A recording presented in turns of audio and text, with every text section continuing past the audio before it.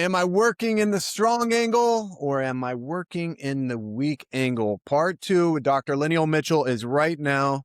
We covered a ton of stuff last week. And to be quite honest, we knew when we came to the end of the conversation, there was still so much that we hadn't tapped into, and I had to have him back. Lyneil, thank you for joining me again. Thanks for taking the time. You want to I'm jump excited. right into it? Yeah, I'm excited to be here, man. And I love how you started it because I was literally thinking about this yesterday because immediately everybody wants to dive into more detail on what the strong angle versus the weak angle really is. And it's not a simple thing. It can be simplified, but it's not simple. And so as we go down that line, it gets a little bit more complex, right? But the thing that is simple is asking that question. And that's really where the motivation that I have is actually coming from with this whole thing is to get to people to realize that that question is so important because it has more to do with when you're not asking that question, you're not seeing reality. You're usually side dominant in one way or another and you're missing it.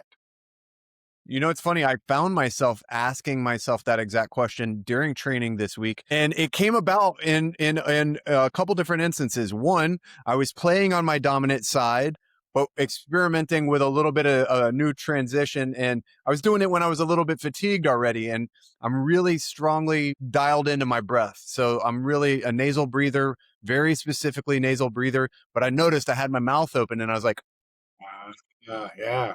we talked about this. I'm approaching the weak angle. Let me recompose myself, kind of go back to where I'm a little bit more comfortable and address this later. So, and then That's, that's awesome. another time I was working my non-dominant side and I realized we talked about the framing failure that some people make. And it wasn't necessarily framing failure, but I was allowing somebody to put weight on me where I really wasn't stable and I didn't have my frames established. So I was like, you know what? Why am I going to carry this on the outside of my hip? And this is silly. Let me just, get Yeah. my frames back and go from there. That's awesome. I love to hear that. And again, that's like the mission behind this thing is just to make you aware that there's this question that you can evaluate any moment that of whatever you're doing, whether it's on the mat or in life. If you have that question in your arsenal, you're going to have a clearer way to evaluate every single thing that you're doing. So that's really cool to hear. Yeah. So I also got on the Slack line the other day and yeah, I know we've had that conversation, but I did realize like maybe I have a dominant side on that too. Maybe I should actually up my games on my non-dominant side here as opposed to even taking it any further on my dominant side and just use that as like a little meditational space for myself and kind of try to connect with what muscles were firing and versus which were, not maybe. So that was an Yeah. interesting little mental approach. I actually like that to a certain degree, right? So again, instability is hard to create stability and power, but at the same time, it can be a revealing, scenario for yourself where you have imbalances and whatnot, especially in a side dominance problem. And then maybe a little bit of a preview here. Quentin and I just did a podcast about. He's been posting about a lot about these Achilles tendon and patellar tendon injury stuff, and we were talking about this. And a lot of the times it's when you have to react, right? Is when you choose to do your dominant side.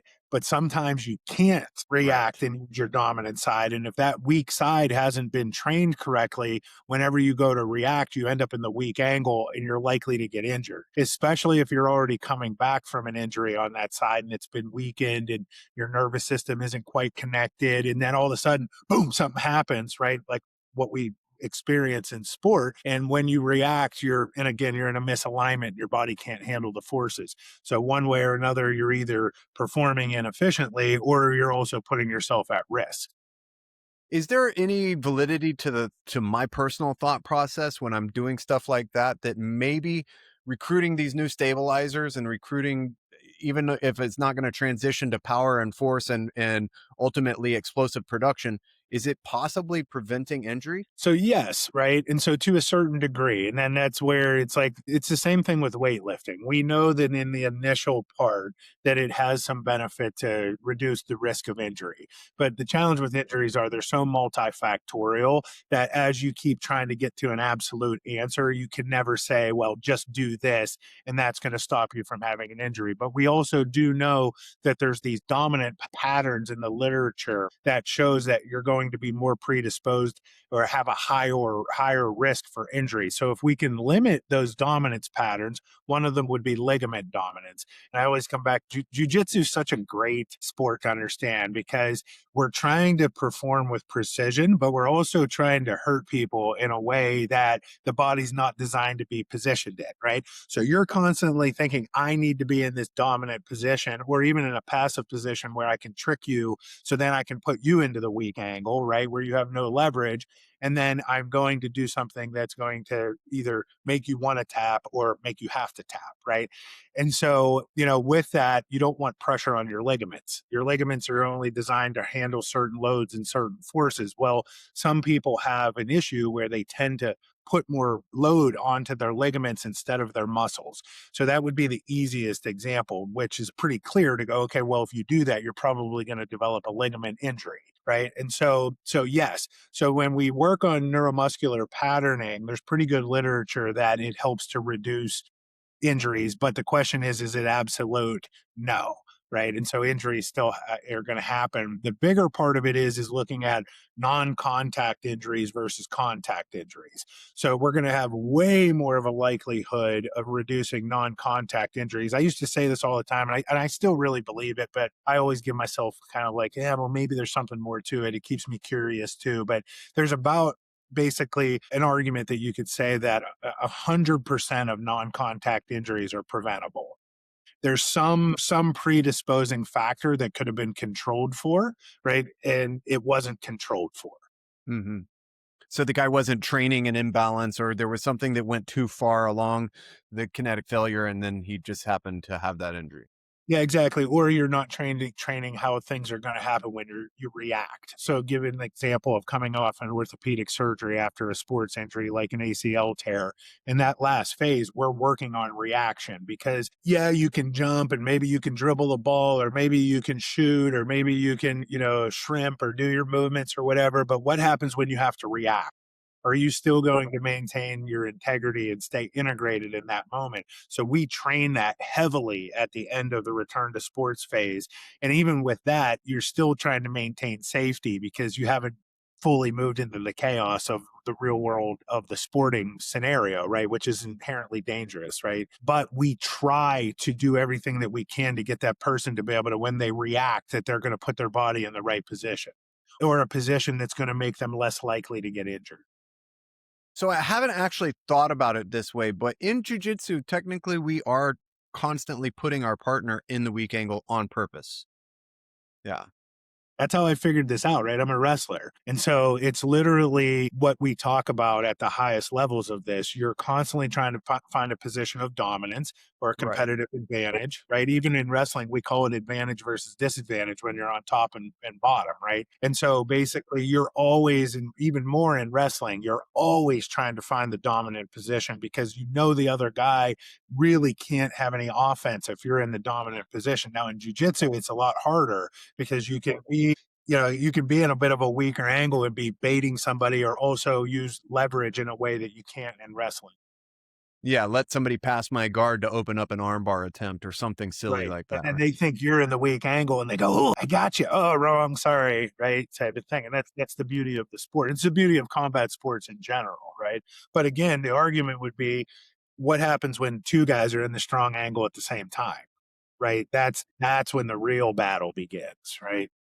And that's probably why like some of the high level matches are so boring because there's so little give and the guys are so evenly distributed. It looks like a standoff. It looks like a complete equalization of each other's talent and skills. And they've just kind of been in Yeah. a war of attrition. I also think that sometimes it's a psychological issue that you haven't met the strong angle enough times in the maxima of maxima. So you end up shutting down your offense because of fear, right? Instead of, right, opening up and still continuing to wrestle or compete, kind of grapple with your game that you have. Now you've been met with this thing that stops you, right? And then both guys are sitting there like, oh, I'm not really sure what to do. And then they shut down. Right? And at the same time, when that does happen, somebody that's got a keen eye on grappling, you see the little things, right? And it makes you appreciate it. We could go down the rabbit hole with this, but it makes UFC fights boring. But sometimes when you're really watching them, that's when you really realize how high level these guys are, right? They're just nullifying and stopping each other's games, and it's amazing sometimes. It definitely happens when I'm going up against somebody like my professor or somebody who I know has superior techniques and techniques that are really dangerous for you should you get caught. I end up shutting down so much of my game to go, you know what? I'd rather survive here for a few minutes rather than have this one thing come about that's possible. And maybe it's instinctual, a little bit of self-preservation or just respect for what that other person can do, you know? Absolutely. Yeah. Yeah. And all of this stuff is trainable, right? And so that's what we're not doing in training is preparing for that moment, right? So we get into that moment and we don't have an answer for it. Are you familiar with a lot of the jiu-jitsu community? Do you follow it at all? Pretty Do you know who good. Yeah. Do you know who the Meow brothers are? I don't know who those guys are now. Alright, they're really high level, but one of them specifically, his leg is just so mangled from all the times he's letting himself been broke, letting his tendons go, and, like, he's a rubber band now, but you can just tell he's disfigured, and I wondered how many times people had let this situation arise in jujitsu to the point where they're beyond repair. They're beyond what they, technically could have been and should have been. Should they have always been in the strong angle and kind of defended themselves or protected themselves. So it was an interesting one I wanted to ask you about beforehand. But so you said something in my Instagram post when I interviewed another doctor, Dr. Kapler, who's talking, or no, actually this was the personal trainer who said something about the most return on investment. So the highest strength that we can acquire from the least amount of effort. When we're talking about guys over 40, and you said instantly isokinetics, it's got to be. So Yeah. for somebody who's not really studied the literature, who hasn't really gone down any wormholes besides working maybe with their own personal trainer at the gym, isokinetics, how do we approach this? What is the foundation for getting into isokinetic programs for 40 over? Yeah, and let me step back, right? And this is probably one of the biggest areas that we have a blind spot in. It might be the biggest one. It is different what you need to do to get strong when you're weak Hmm. versus when you become strong. There's a point where you've now become strong enough and you need to start thinking about changing what you're doing. And so usually that is not what happens. And part of it is we lack confidence in what we're doing and knowing that we have the plan that's going to keep working for us. So we still keep fearing weakness. And so we're afraid every time that we go to the gym that weight's not going to go up. That's how it usually begins in the beginning because that's the gamification of weights, right? It's one of the reasons why people get so addicted to weightlifting for strength is that, oh, I added 5 pounds, I added 10 pounds. And it's like, okay, well, what's the quality of that? Is that strength that you're using going to transfer into what you want it to actually be useful for, right? And also, how much damage are you creating to gain those minuscule improvements in strength? And this is kind of what happened to me early on. Again, heavyweight All American Division II wrestler. So, again, afraid I need to be as strong as possible. I would double down on my training and do all of these things year after year after year to add like 10 pounds on my bench. Right. And it was like I tripled my effort to add 10 pounds. And it was like, what am I doing here? Right. And then you become a PT. And on this, everybody's got to get back to being at the speed of sport and performing and going back into their strength and conditioning program. On the way there, we're doing everything we can to minimize any damage or risk, but yet get performance as high as possible. So then you got to step back and go, okay, well, how can I be more efficient at increasing my strength and my athleticism and my performance without adding more destruction? So we want to keep the destruction to a minimum, right? Absolutely. In any scenario, it's almost like every scenario that we look at, this makes sense. But when we come back to strength training and performance, we think the exact opposite. It's like, take the most risk, it's going to give you the most reward. And unfortunately, that's not true. And over time, that becomes the problem. So isokinetics is one of the best ways because there is naturally, inherently, it is accommodating resistance. And so this is also part of where I started saying the strong angle because of accommodating resistance. I don't know if I said this last time to you, but if I said, hey, Josh, we're going to go work out, man, and we're going to do some accommodating resistance, right? You're going to be like, accommodate me? What are you talking about? It just sounds soft, right? But in the scientific literature, that's what it is, right? It's accommodating for your weak angle. And so that's why we use isokinetics and bands, particularly in physical therapy, because we already know that you have a problem in your weak angle, that tissue is not going to be able to hold those loads. So with isokinetics and bands, particularly, and you'll see in higher level powerlifting and things, they'll use chains. It's the same mechanism of unloading the weak angle so you can create force in the strong angle. Isokinetics are one of the best and most safest ways of doing that, where you're getting maximum force production, maximum rate of force production if that's the quality that you want to measure or work on, and you're getting the least risk for injury and also the least risk for damage and things like that. At the same time, though, it's hugely neurological. So, and this is one of the things coming back to what we just said a second ago, we have poor definitions of what strength really is.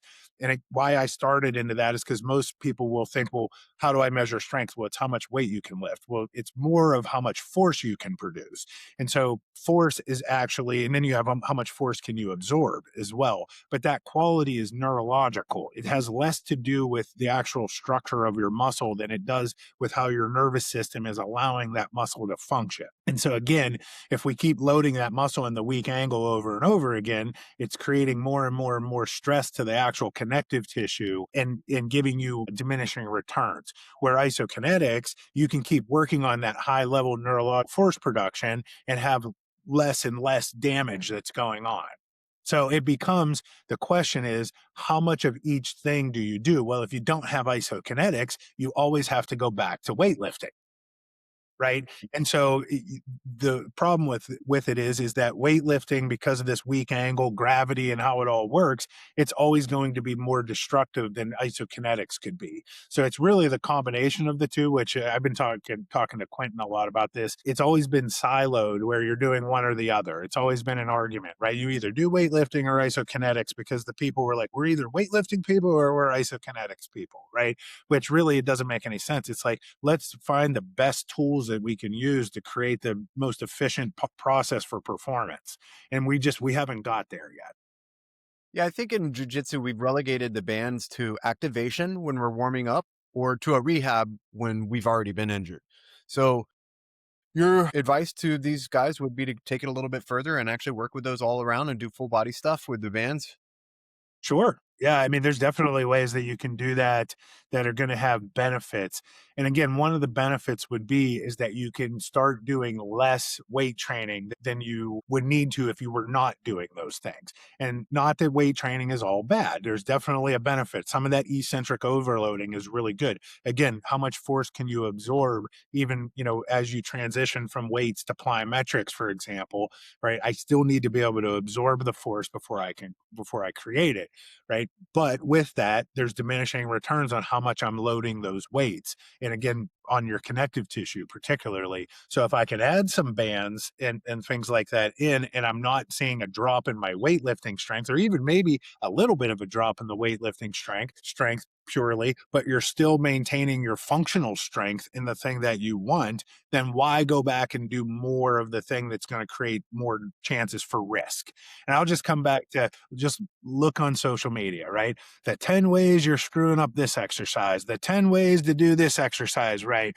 Deadlifts are bad for you. Zerchers are good for you. Zerchers are bad for you. Don't flex at your spine, blah, blah, blah, blah. It's inherently because lifting weights has a potentially damaging effect on the body. It isn't the safest thing to do to build strength. It might be a very effective way of doing it, but it also comes with more risk. So again, how do we mitigate that risk by adding some other types of strength training in that can balance that out? What's a real measuring stick for what really matters at this point in life? I mean, I'm 47. I go into the gym. All I really care about is how I'm performing against the guys that I'm going to be performing against, the guys that I'm training with. So, If I'm going to golds and I'm like looking at the numbers on the weights, it really is irrelevant to me. And I really don't care. It's all a proxy, right? And it's just a game that you're playing with your own mind. And most of the literature shows right now is that if you just go do some resistance training, you're going to get stronger, you're going to improve your muscle mass, you're going to decrease your risk for injury.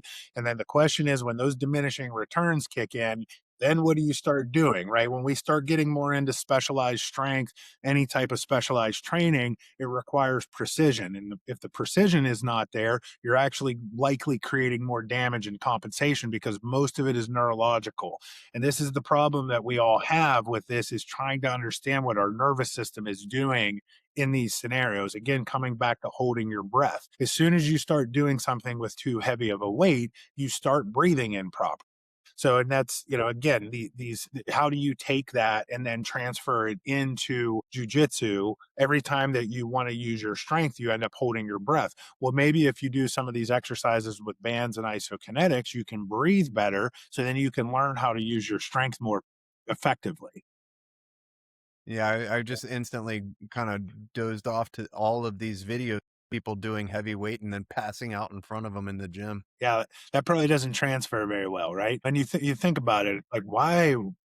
But most people, it's because we have this competitive drive inside of us, right? And we Mhm. also have this level of just tell me what to do and I'll do it because I want to be better. I want to be my best. I want to go out there and tap people out. So just do it. I'll run through this wall for you type of scenario, right? But you can only run through that wall so many times before you're going to get hurt. And so at some point, you have to go, okay, I'm strong enough now. I need to be smarter. I'm not a beginner anymore. And that's one of the challenges with, and it's funny because I talked to Rhonda about this a lot when I worked with her, is that everybody that towards, the end of her career, every time that she was going to train with somebody that was a strength and conditioning coach, they wanted to ramp the training up like the highest possible. She's like, listen, I don't need this part of it. I'm tough.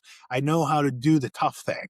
Right. I need precision. I need health. And so on one end, you have to do some type of resistance training and body work type of stuff, right? Self body work, self mobility, patterning, these things, because we know that they're going to preserve your body, improve your resilience along those lines. But then at some point, if you're doing it wrong, it has a chance to come back and bite you in the ass and do the opposite and put you at risk for having a problem. And this also kicks in, people will have injuries and they don't fully rehab their injuries, thinking, well, if I just go back to the weight room and start doing, you were just talking about this, if I just start doing lunges, and you start to notice some improvement, but it doesn't necessarily give you everything that you need when you go back on the mat or on the court or on the field, because a lot of it's about elasticity and reaction time. So then that part of it, that quality is still breaking down. It might not, but it might, right? And that's the challenge we have again when we're not aware of how this stuff works. This weekend was kind of an yeah, this weekend was kind of an interesting weekend with Hamzat, and his trainer is taking a lot of flack online. They're saying, "Oh, he was overtrained, overtrained, overtrained." Yeah, I saw that. I know he had a big weight cut too, right? I Yeah. went to that first, right? Because I think he was planning on fighting up at 205, right? Or I don't know what the details were, but the amount that he cut was ridiculous. Yeah. yeah, and he said that he was going to end up going up a weight. So that always makes me question. I think that these younger guys that are training like that, they can handle strength and conditioning workouts. You know what I mean? Again, this comes back to, these dudes are like the strongest people on earth, right? Like, they can handle some hard strength and conditioning. A lot of the time it's coming from, what they're doing outside. Now, Calavita typically does a lot of heart rate variability and, physiological monitoring. So you would have thought there would have been some more adjustment on his end. He also works with a lot of high level wrestlers. He works with Helen Maroulis and Bo Nickel. And so I'm really familiar with this. Again, when I was living in Southern California, I was working with these guys. I had connections to Victor Henry and Josh Barnett's camp and those guys. And so they bounced around with what Calavita was doing. There was actually some potential that I was actually going to do some work with him. And he definitely pushes the red line, right? Like that's the thing that he does. But at the same time, he's pretty precise with it. And he does a lot of physiological testing. So though now you got Cub Swanson, TJ, these guys that worked with him though are coming back and being like, yeah, it was too much. It was stupid. Right. So I think there is a part of that where there's some issues with it. And you can even see it in some of the videos. You just go like, why are you even doing this? Like what's the point of this? Right. Well, you brought up Rhonda, and you've worked with her a good bit. She was a judoka, right? First and foremost. So, did they? I don't know if they all did, but did they have Soviet adaptations that they or adoption of the workouts that they were doing, like kind of like the Marinovich systems? Were they working with bands a lot and with the kind of movements that we would associate with fast twitch? Yeah. So it's an interesting question because you have to say that the Soviets influenced a lot of what we do in sports performance, right? And a lot of what we do in strength and conditioning. So when it comes to using accommodating resistance and thinking about functional patterning, one of the guys is Nikolai Bernstein, right? He's a motor control guy, which motor control is a huge physical therapy thing. So a lot of that comes from Russia and again, Eastern Europe and the Soviet Union, right? And South Africa and not the United States, I guess we'll say, right? So Rhonda was doing some of those. One of the things I know that she was really into was Pilates. Actually, she put me through probably the hardest workout I've ever been through, which was a Pilates workout on the, what's it called? The Wunda chair and the ladder barrel. Former? What's that? No, it wasn't the reformer. And that's what I was going to say. She was using these two tools that you actually don't typically see in regular Pilates because it's super hard. And so most of what people are doing in Pilates is like rehab, right? The Wunda chair and the ladder barrel. The ladder barrel is more like a glute ham machine. So if you're doing more like glute ham type of movements where you're swinging your legs and swinging your torso, and then the Wunda chair has this like spring loaded thing, and you're doing all these like inverted pike movements and stuff. And it's really, really challenging. You really have to have body control and breathing and all of these things that we're talking about. But again, a lot of that science behind that goes back to Russia and also physical therapy, right? And so go ahead. So real quick, when you were saying the legs, was it side to side, kind of like what we were just watching PJ Penn do on Quentin's post? Similar, right? And so, and you can, the cool part is on the ladder barrel, you can do a multitude of movements. It gives you the options of swinging your legs versus swinging your torso. But yes, And would you be amping that up for speed and going at high velocity? Oh yeah. yeah, yeah. Yeah, Yeah, it's that kind of mostly body weight and you're working on what I would look at as coordination, right? So speed is a component of coordination. And so sometimes again we forget that, right? Is that even strength is a component of coordination. Right? And so you're working on coordination from a controlled scenario to the speed of sport. And so as you go from more control and precision, you don't want to increase speed to the point where you're losing control, right? And so that's I have to say that because sometimes when we look at speed gets sloppy a lot of the times, mhm. right? And we don't want to train slop, Yeah, for especially me, especially under speed. Speed's the best resistance that you can have if you're staying integrated. yeah, for me, all that stuff is fascinating, but it's very hard to do by yourself.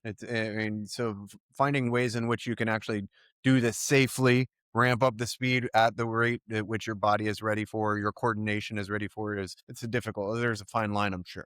Well, usually why is because the exercise that's being demonstrated needs somebody else to be able to execute it. So it's like, well, let's find a movement that you can do as fast as you want to do it at that speed, which is still going to be safe and allow you to switch directions efficiently. So if you can build on top of that, sometimes maybe you don't need that exercise that, although it looks so cool, right, is, it's basically inefficient because you need all this extra stuff to be able to do it.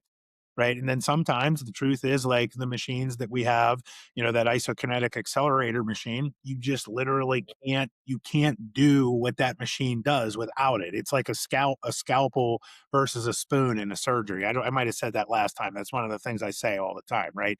Like if you go to a surgeon, you want him to use the best lasers and scalpels and everything that you can find. You don't say, hey, let's try to figure out how to use this spoon to do this surgery, right? It doesn't make any sense. Which is why you've created two devices and probably will be doing more. Right, exactly. And they're specifically designed to do what they do because we can't do these things with the other devices that are out there. Right. Now, not to go off on a tangent and to go off topic at all, but since this is your field, what are your thoughts on the San Francisco 49ers electrical substation being right next to their field and the maybe rise in injuries or non contact injuries specifically? Is there a real correlation to be worried about here? Is there something to it?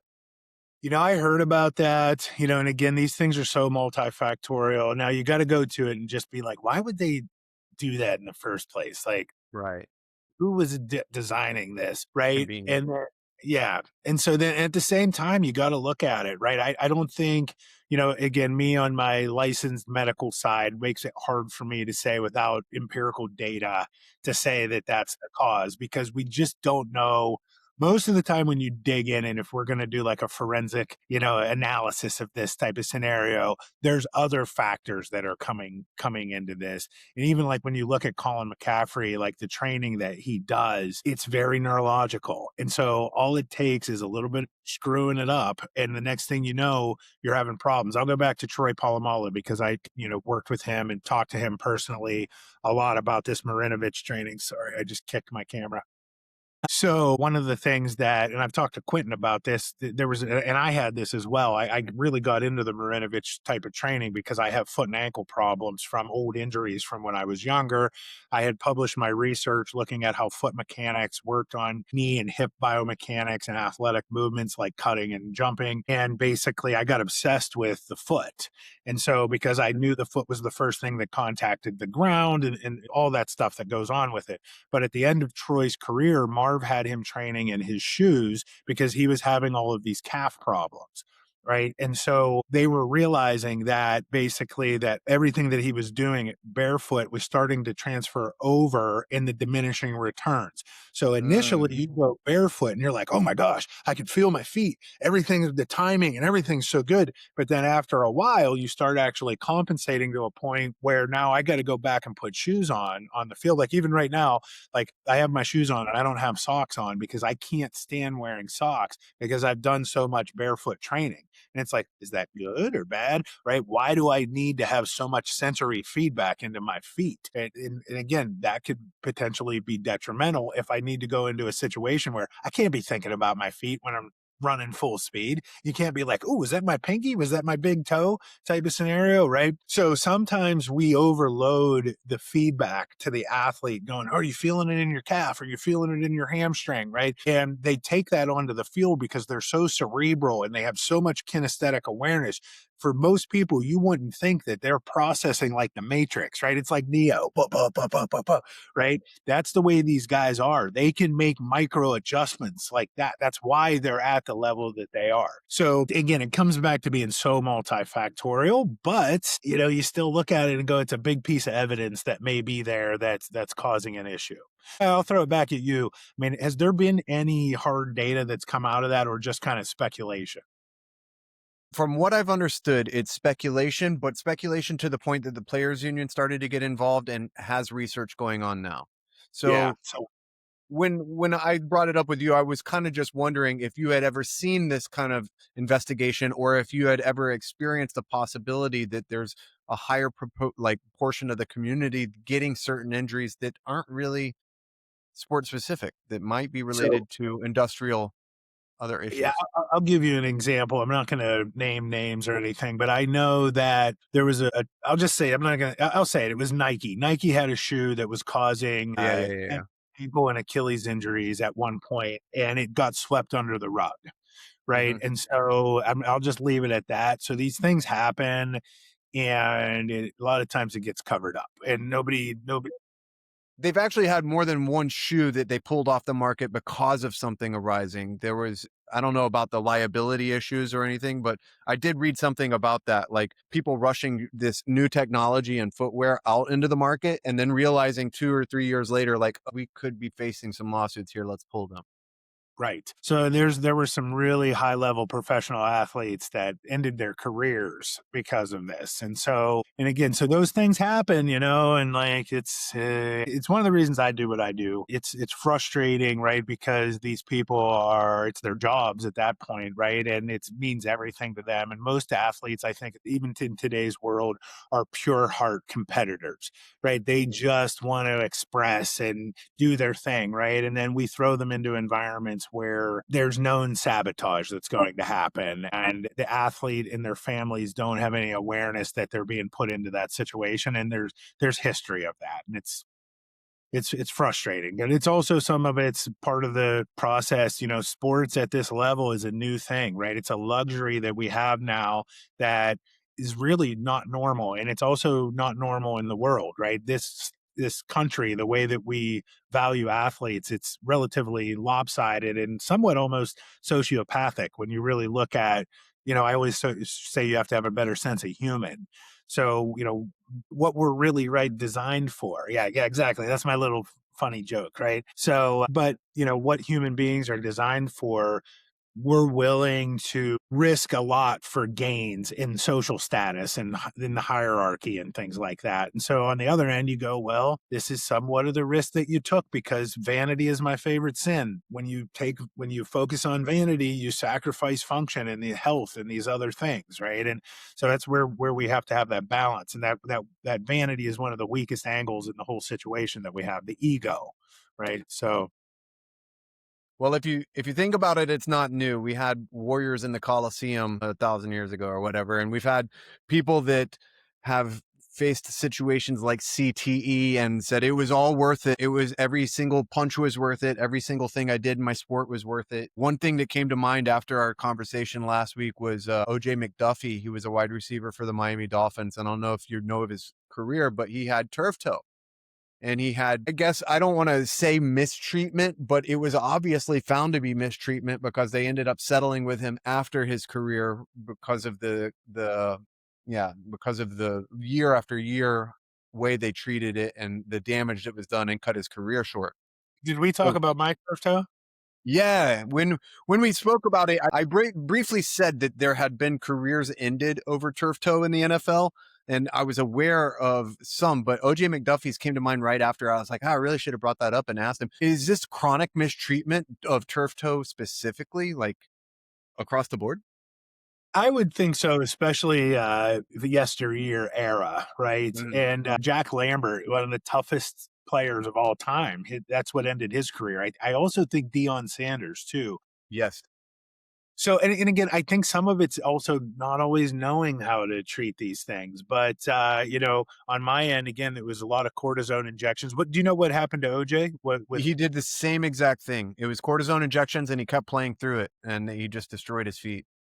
Yeah, and yeah, what's known and not known and those types of things. And again, it would be interesting to dig into the legal side of what they did. Maybe they ended up just settling and being like, okay, yeah, we messed up, but here's some money. We're not going to take this to the furthest point. But because I also go back to it, I don't always think that it was malevolent, right? Where it was like, oh, we're doing this because we're just going to screw this guy up. A lot of healthcare practitioners, I think, for the most, are trying to do their best job. Now, the problem is when we get into professional sports, it's a business, and the business decisions are made improperly. And again, it's one of the, I don't know if I said this the last time, it's one of the reasons I got out of professional sports, because there were certain things like this going on when I was in Cincinnati that it's just, again, I'm a pure heart, a Division II Pittsburgh kid, that just played sports because I loved it and kept going into this profession because I love sports. And then when I saw what it was really like, it was like, oh man, right? This is not pretty. So Yeah, that there's a dark side to it. that's an interesting subject matter in itself. And when you're dealing with people that have such a limited window and their peak performance is the only thing that a billionaire is paying for, the question of what's right for the person easily gets shuffled along the line. Yeah. I think Yeah. we even At the same time, when you have a lot of opportunity to make money like that, you have to be an advocate for yourself. And Mhm. it's one of the hard parts, though, when you're 23 or 26, right? Like, you've never had a problem like this. You don't know what to do. In the past, you were able to trust, your scenario, and now you're in this situation where you're just, blind faith that everybody's trying to take care of you. And also, these guys are so competitive. Sometimes I was talking about this the other day. A lot of the times, as the practitioner, we have to protect people from themselves, right? Versus, oh no, yeah, we'll just shoot you up and get you back out there, right? It's the wrong thing a lot of the times. Yeah, I don't think a lot. The Go the ahead. protocols behind it, and this is you're making me really think about myself too, like, the protocols behind it is and this is with anything, this is even like psychological medications. You're supposed to get a medicine and then do a therapy, and somewhere along the lines, we just started giving people medicine without the therapies, right? Whether it was diet related or whatever, we just said, we know that people don't wanna work through these therapies, we'll just give them the quick fix," but it actually fixes nothing. The problem is still there. The medicine turns off the check engine light, but the damage in the machine is still there, right? And that in itself is supporting industries. I mean, we are literally looking at a chronic issue across the country where they'll easily throw a prescription at you for one thing and not think about the compounding effects or the other prescriptions that that's going to lead to, unless that was the plan. Yeah, and then that's where I come to. It's almost it's like industry standard, unfortunately, right? So you come back to it and you go, I don't think all of these people are doing it on purpose.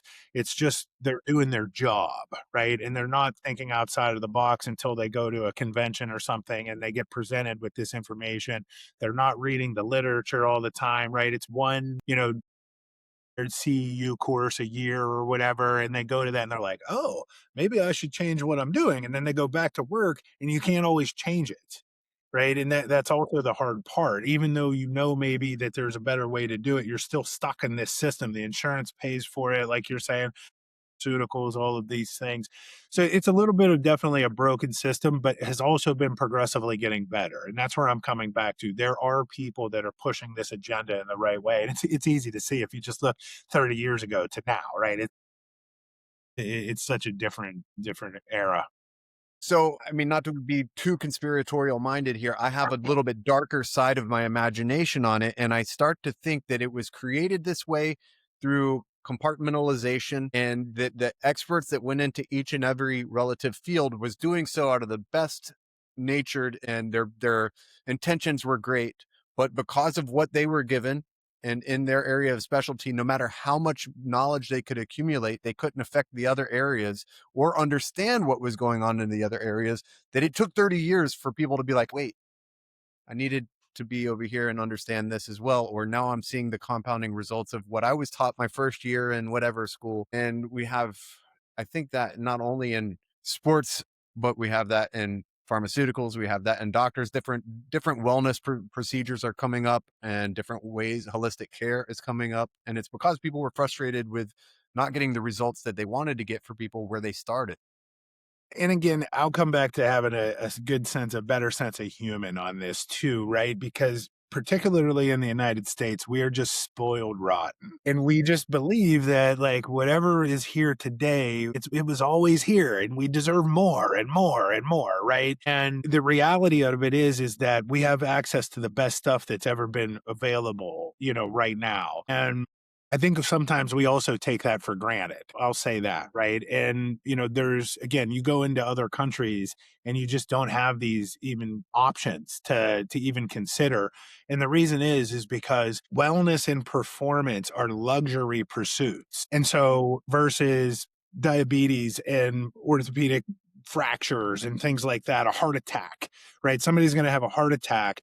The emergency room goes, "Whoa, what's going on?" If you come in with a turf toe, they're like, "Dude, go sit down over there in the corner," right? Like, we'll figure that out later. And unfortunately, it's literally how we structure everything, right? There's a hierarchy of immediate demand, and then all of the other stuff falls below. You could talk about this in any industry. Not to even get too of a conspiracy, look at our society on how we view child molesters, right? Like, how are they not put away for life type of Or scenario, right? Type of situation, and I think a lot of us, especially in martial arts, feel that way, right? Like, let's get rid of these dudes, right, or women, or whoever they are, right? Type of scenario. You're corrupting society, but we have to focus on the dude that murdered somebody right now. Right. And so it becomes the same thing, I think, with these things. And again, wellness and performance are highly luxury pursuits. So you go to these other countries and they also have a huge appreciation for any wellness and performance benefits that they are able to have, where we're in this country going, we deserve this, we're entitled, right? Somebody needs to give us more, instead of looking at it and going, you know what, this is actually pretty good. Where's my responsibility and accountability in this also? Right. And I'm not saying that everybody's terrible, but we also have a part of this that we play, that we have a responsibility to act in an appropriate way. Right. All right. So going back to 40 plus athletes, when somebody starts to encounter the weak angle, and we briefly touched on this on the last episode, I believe you recommend starting with the foot, start with the ground up. And so let's say something like the knee, I was having a little knee instability issue at one point in time. What I mentioned to you before is I was activating my glute and actually strengthening the outside of my hip, and where I was working really worked for me and it felt better. But somebody's going through this. The first assessment they need to make is on their movement and working from their foot up. Yeah, you could say that. I think that understanding that your foot is connected to the rest of your body, and typically it is your connection point. Like, even you're sitting there right now, right, where you're at in that chair. So your hips and your thighs are connected to the chair, and your feet are connected to the floor, right? And so those connections are how the brain is processing where you are and where your center of gravity is in space. So it's determining how you're regulating every physiological part of your body, particularly your musculoskeletal or neuromuscular tension and forces that are going on at your muscles in your joints, right? And so if we have impairments in the feet, you're going to likely be able to find some pathway that's not connecting to the rest of your body. But sometimes it's vice versa. It could be the hips and the shoulders, because now, again, if you're sitting like this, right, Mhm. that's changing the weight distribution, right, that's going on top of your foot. And you could try to correct the foot, but that doesn't necessarily mean you're going to correct the way that you're distributing weight. And so you have to look at both things. It's not an either or, it's an and. This is another thing that we have a blind spot with, because we want to try to look at everything like it's a medicine. We want to dose this thing and it's going to fix our problem, right? If I can pinpoint one thing, then that's going to solve it. But then we don't realize that we have to reintegrate that back into the body so it's working in the total kinetic chain, like you were saying a little bit ago. What So was really strange. it's really evaluating the chain is what you have to look at. Which, again, like we were talking earlier, I wish it was as easy as just saying the strong angle or the weak angle. What the strong angle versus the weak angle does is it gives you this sense or this feeling of where you have power versus where you don't. So that gives you an indicator. But then as you go, it becomes more complex. It's one of the reasons I have my doctorate, right? So I could go on and on about that part too. There's a unique body of knowledge here that's not really accessible to the consumer, right, to the general population. So we create positions in society where that person has the fiduciary responsibility to be the knowledge holder of this information. And so we have a hard time figuring out how to access those people and utilize them in the correct ways a lot of the time. And so there's a lot of blind spots there. That's the perfect place for these podcasts. Yeah, right. One of the things that really helped me understand a little bit of kinetic chain connection with the feet was that little towel exercise that you do with your toes, and you start doing that squeezing. And I actually did feel activation once I repeated that process several times that I didn't have going on previously. So it was, I think, a good recruitment tool in itself, or a good exercise for that. Sure. Are there other things like that that we can do, like just on our own, to kind of connect our full chain? I think it has more to do again with being aware of it, right? And so even if you're laying on your back and doing a bridge movement, we don't always think about the connection to the floor or to the table that you're laying on. And it's a joke, but I do this to people all the time. Just lay flat on your back and take a second to see if you're even.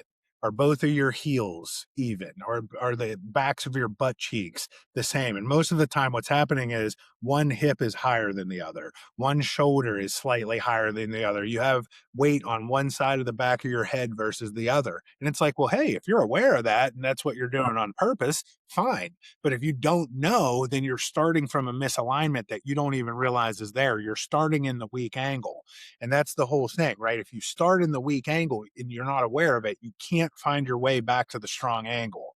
Everything that you're going to do is going to be biased in that way. In Dr. Hoist, who is the ball work specialist from Marv's system, and I've adopted kind of my own thing. There's basically like a body check down that you want to do when you're doing every single exercise that you're doing. Instead of just going, okay, I need to move this weight from here to there, or I need to move my body from here to there. It's a check down of going, am I in the correct alignment? Then this is also part of this strong angle code, right? So in the book, I talk about this. There's a code behind the strong angle. It's not just this question. The question is really important, but the next part is understanding the code behind it. It's, am I in the right alignment? Am I connected? Now, can I coordinate and sequence the movement with the correct timing? And then if I can do all of those things, then I can take it into execution and know that I'm going to execute well. If I can't align, connect, and coordinate, well, when you go to execute, you're going to be misaligned, disconnected, and have poor coordination, right? And so as you go to execute, you're going to be inefficient at best. So you want to look at everything that you can. And again, this is the hard part because you could be a psycho about this. Like the poor tall people, like I know some of these guys, they literally do movement training 8-12 hours a day. Right. And it's like, well, once you start going down that rabbit hole, you can take it so far, right? You can make yourself nuts about it. But having some awareness of this is really important because you can also, if you're unaware, be creating more damage, particularly when you're trying to do something that's good for you. Right. And that's where I get frustrated. It's like, yeah, you're trying to lose some weight. You're trying to be in better shape. You want to pick your grandkids off the floor in 20 years and all this stuff. So you're doing these movements. But the next thing you know, you're herniated disc in your back because you didn't realize you had more weight on one foot than the other or whatever. So you would apply this code before adding load specifically. Yeah. Right. Absolutely. Right. So, my new definition of fitness is basically integrity under demand. And so this is one of the problems that we have. We have kind of a poor definition of fitness. Even if you go back, did we talk about this last time or no? Not integrity under demand, I don't believe. Yeah, so the original definition of fitness was from population genetics, and it was basically looking at how you pass your genetic material off to the next offspring. That's what the word Right. fitness means, survival of the fittest, right? That's where that comes from. But it's not a very good definition for the practice of fitness, right? And so what we need to look at is integrity under demand. And so as you add demand, are you maintaining alignment and connection and coordination in the way that you want to? So that's the other part. You can't just be aligned and connected because when we move dynamically, we have to be able to sequence the moving with the correct timing.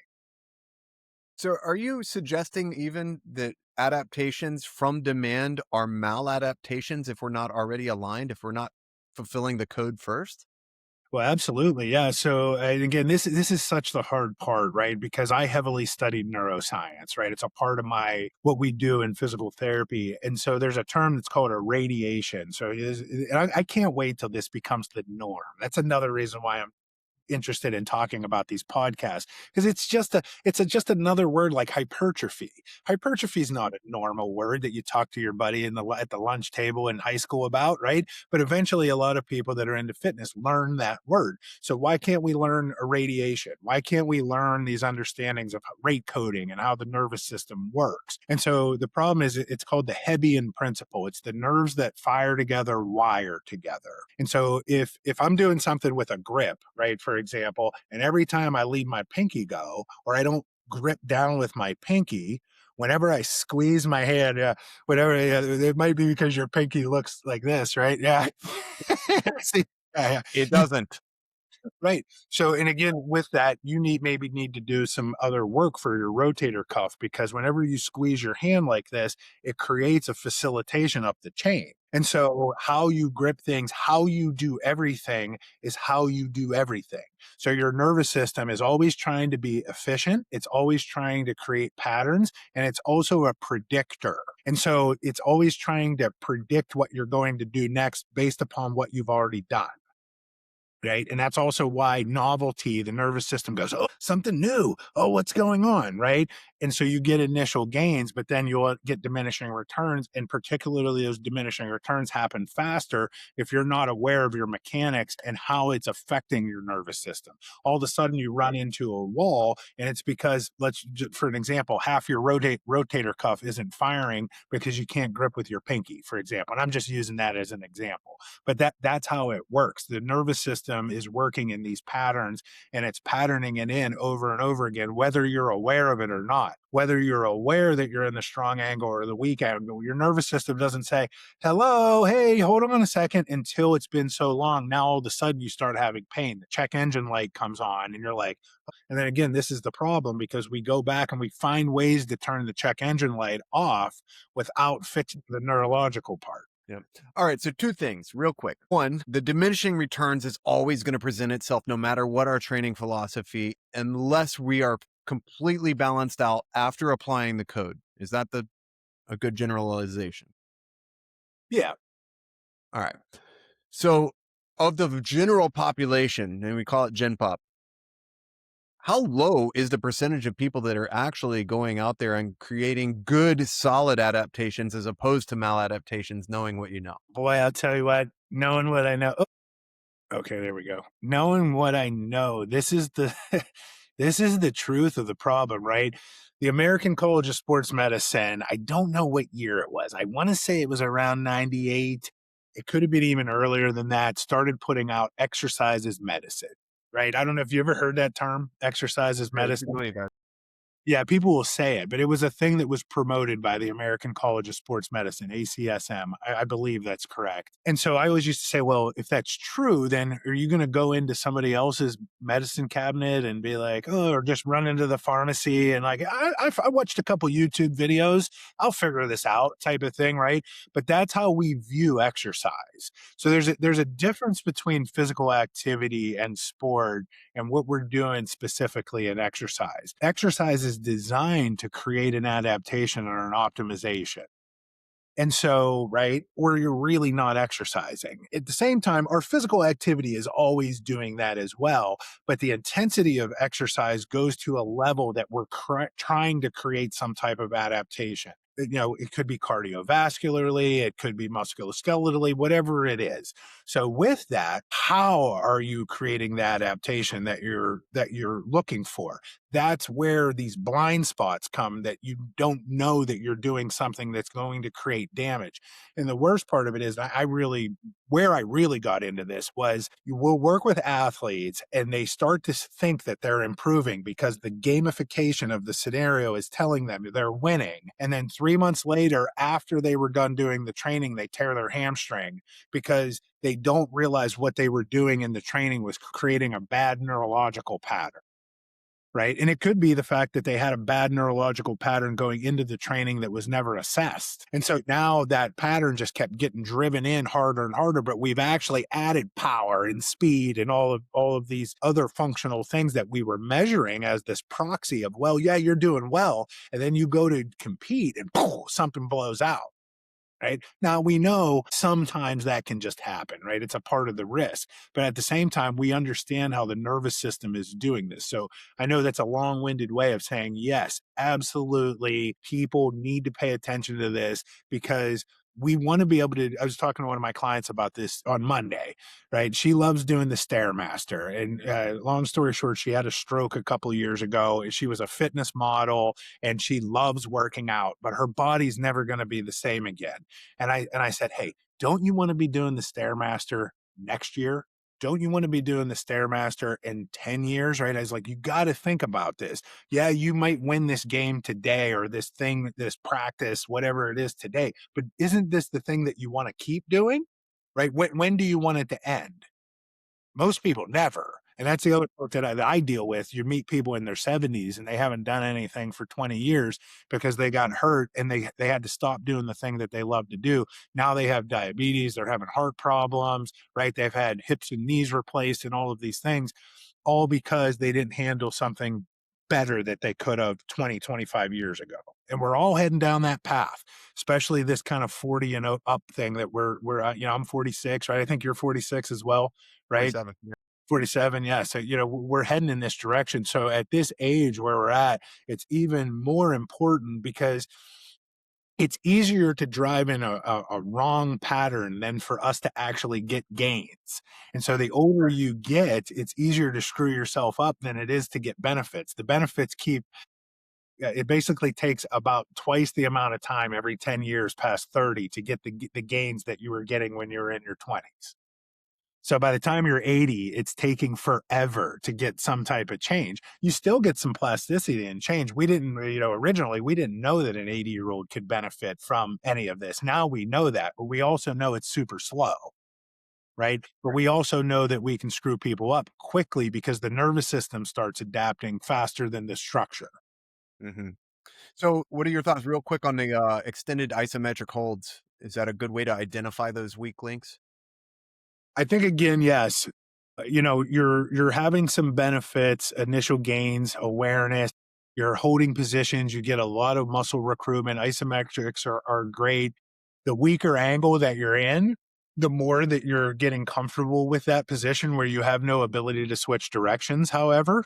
And so the longer and the further that your feet spread your feet apart, the harder it is for you to switch directions, basically.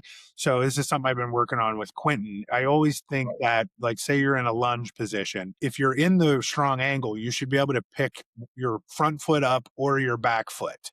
Then that tells you that you can move, that tells you that your center of gravity is in the right position. If one of your feet is stuck, it means that your base of support is too spread out and you literally can't move. So, yeah, you may be getting some adaptation in your neuromuscular system, some more recruitment and whatnot, but you're also training a position literally where you're stuck. I feel the same way about planks. Like, it's like I see some of the benefits, right? But we also and need to be able to train movement in these scenarios as well, right? So if we just do the extreme isometrics, you're going to over time put yourself more at risk for developing a problem if you don't understand what I just said. And also, if you have, again, your weight in the wrong place, you're too far forward, all of that is also creating an adaptation that's going to be reflexive when you need to react at some point. And people don't realize that's actually what they're doing. So especially when you're doing things that are neurologically based, isometrics work because they're huge neural drive, right? And so that's when you look at that, you're recruiting more and more and more and more motor units, and the right ones are relaxing, and the right ones are contracting, and that's beneficial. But you're also training specificity in that pattern, or in that position. So if it's not the position or the pattern that you want to use, you got to be really careful. I'd imagine your programs you write for some individuals are absolutely ridiculous. How in depth can somebody's program be for the first 6 weeks of identifying, then moving properly, then applying the code across their entire life? And it's a lot to it, huh?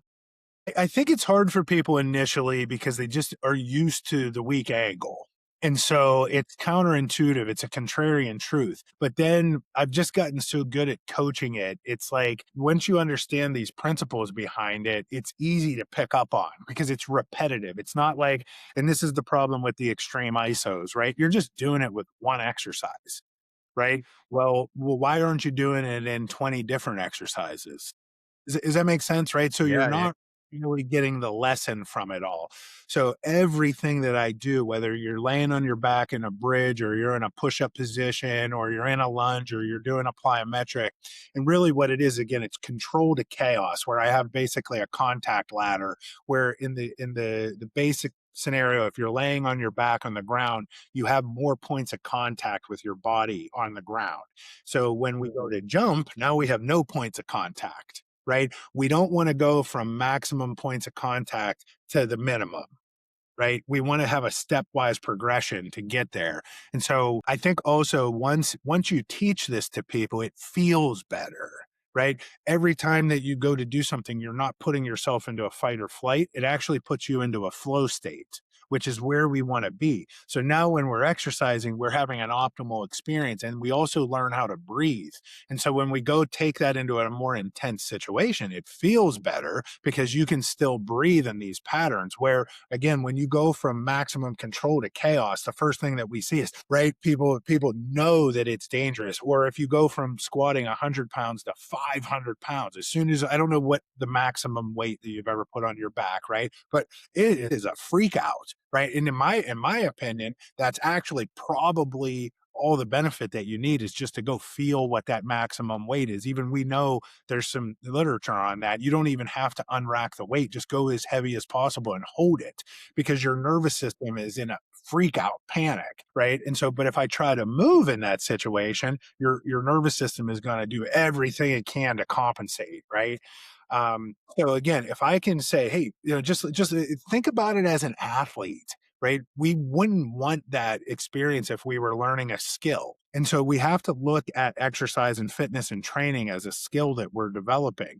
So we want to make that as similar as we can to the sport that we're trying to happen in the patterns and all of that, but also in the same structure. Right. I need to be able to move fluidly and breathe and do that. That's what we should be trying to pattern in, instead of trying to do some type of what I would call being stuck in the intervention phase, right? We're stuck in this. I want to find one exercise that's going to fix this scenario or whatever. Hopefully that makes sense. I know that was a little. No, it makes complete sense. And I'm actually working on a breathwork deep dive specifically for jujitsu practitioners in their 40s, and the efficiency levels between somebody who is mouth breathing versus somebody who's not sinus only, nasal breathing, and calm, composed, can frame, can, relax in bad situations. It's night and day. So It's the definitely, key. yeah, it's definitely one of those things that needs to be explored more. We are at that time again, and Did we cover everything? we ran through that. One word. We got 3 words out of you last time. The strong angle. We all know it.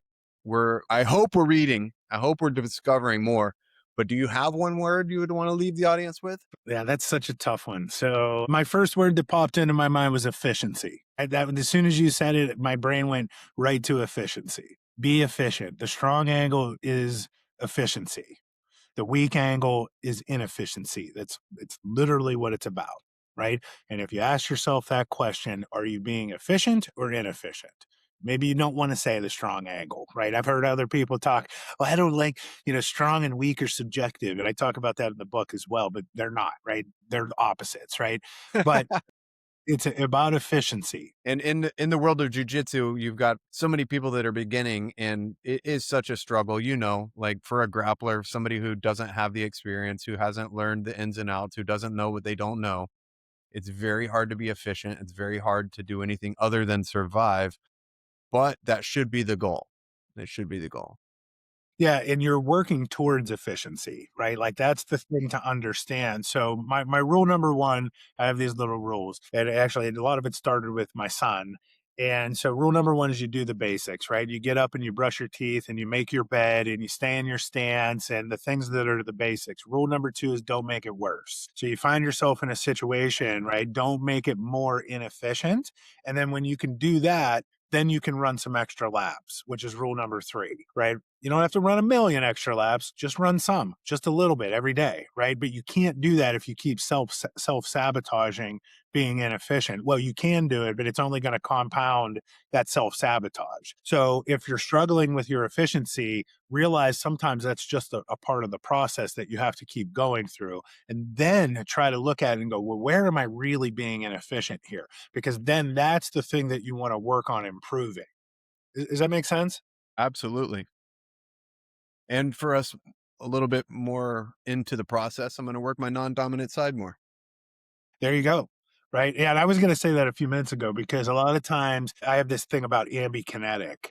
And so ambikinetic doesn't mean that you can throw with both hands exactly the same, even though that's pretty cool. Right. And I try to do that. But it's about rotating from both sides of your body. right? So if I have to throw a punch with my right hand, my left side is still working on pulling my right side forward. And so there's an efficiency there versus being able to switch from a right-handed stance to a left-handed stance. Are we using the entire kinetic chain in a rotational way that it can be expressed? Like Mike Tyson's the best example of that, right? So I want to think of it that Absolutely. We got ambikinetic in on the last blog post covering up some of that. And there will be more in this one for sure. I appreciate your time, Lionel. I was just going to say the same thing. I appreciate what you're doing, man, and having me on here. Thank you. And I'm looking forward to the next one you did with Quentin too. I'll follow up with you. Yeah, there's a bunch more coming from us. Awesome. Is he actually coming down here and working out with you? Yeah, he was here for a month. A month. Yeah, I saw So some of the posts there and I was like, oh, that's cool. I should have come yeah, up and popped in on you guys.